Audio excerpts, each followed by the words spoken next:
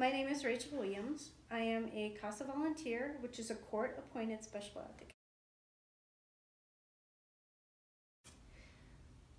The very first time you go into court, it's scary because you're making this report to a judge and you don't want to mess it up. You want to speak clearly and concisely. And I've been a CASA for 9 years and I still sometimes get nervous seeing the judge.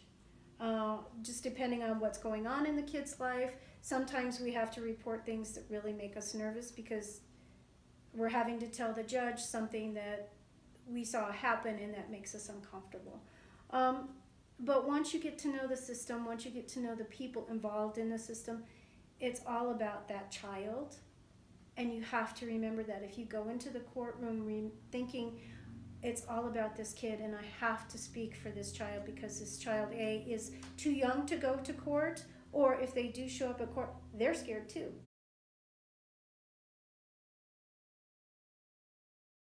What do you mean by unjust? If there's a case where it went the other way that it should have gone, they decided something that maybe you personally believe was wrong. Oh, lots. How the evidence is presented or how the bias. I don't know that it's necessarily corrupt.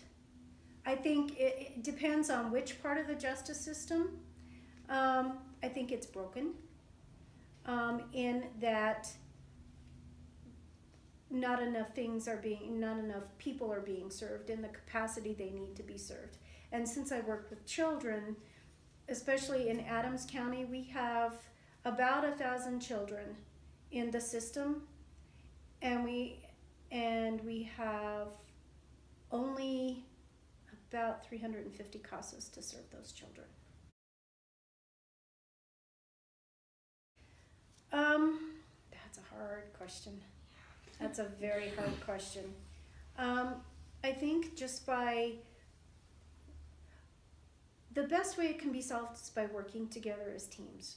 Mm-hmm. Instead of you're on this part, you're on this part, you're on this part, we're all on this part. Including, it doesn't matter whether it's the foster care system, it doesn't matter whether it's the criminal justice system, the